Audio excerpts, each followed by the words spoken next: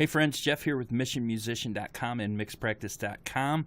As of yesterday, we passed the halfway point of 31 mix tips in 31 days, so I hope that you guys are all hanging with me and enjoying this.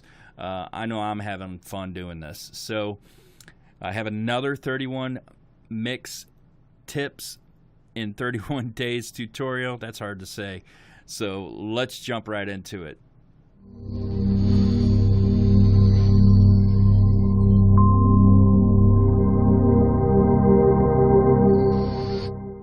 So when mixing bass and kick drum, they're kind of one of the harder things in a mix to get to work well together because they both occupy the same part of the frequency spectrum, right? They're both down in the low end.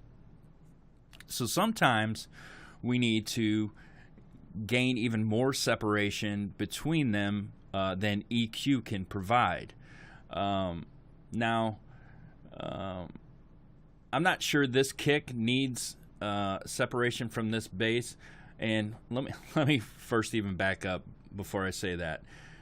I hope you guys understand. I hope I made it clear, and I may not have, that I am not mixing a song in front of you. Okay, I'm just doing. I have a session up here that I am just showing mix tips on, right? So I am not physically mixing this song.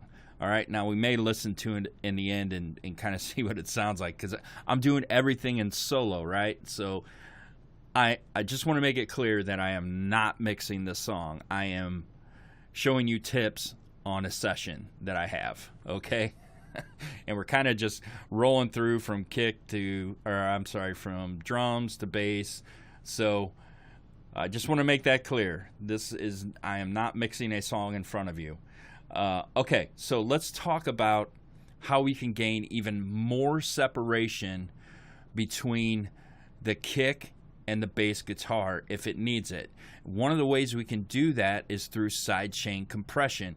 Now that sounds like a very fancy term and very hard to do, but let me assure you, it is very simple to do, and I'm going to show you exactly how to do it.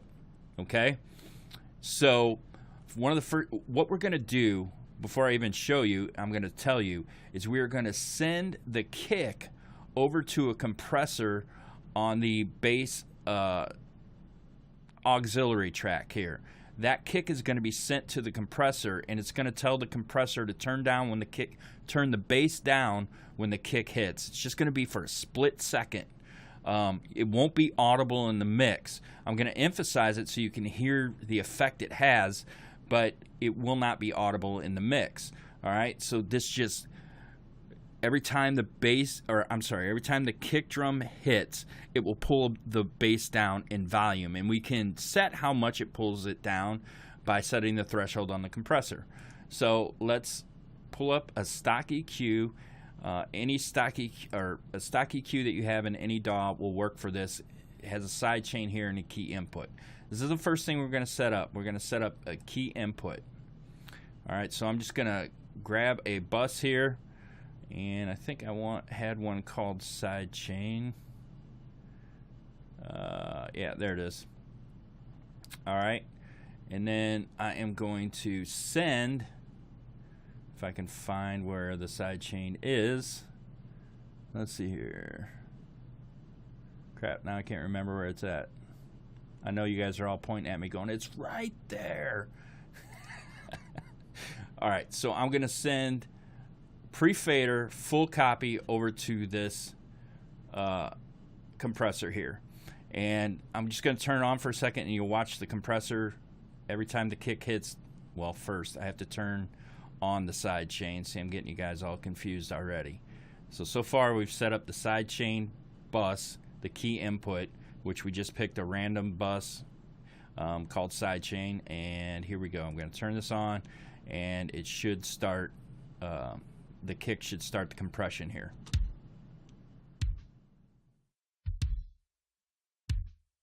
All right, now I can control how much it brings down the bass by adjusting the threshold.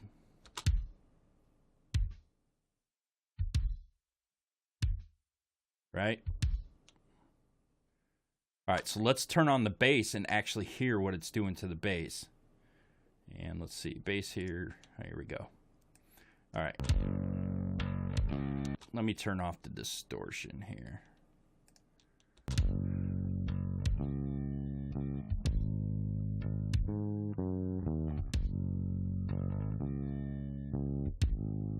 You hear how it's pulling that bass down? I'm going to emphasize it even more.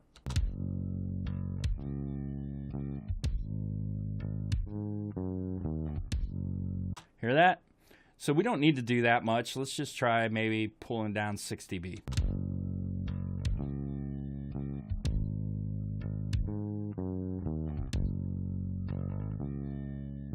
And I forgot to mention, you probably want a pretty fast release on this.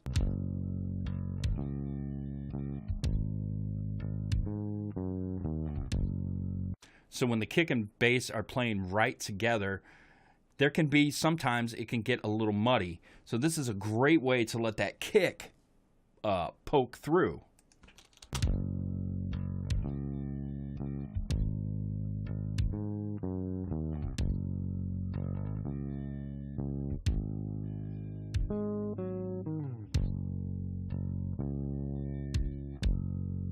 All right, so you notice the kick comes forward because it only plays in that split second. We're turning the volume down on the bass drum for that 1 split second that the kick hits every time it hits.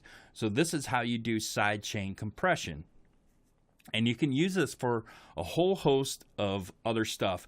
And little spoiler alert, we're going to use it to duck delays in a future tutorial video coming up. Okay, so hope you guys have enjoyed this so far. I know I'm having a blast doing this. It's a lot of fun for me. So if you like these type of videos, please like and subscribe to my channel. And I will see you tomorrow in another 31 mix tips in 31 days. Bye-bye.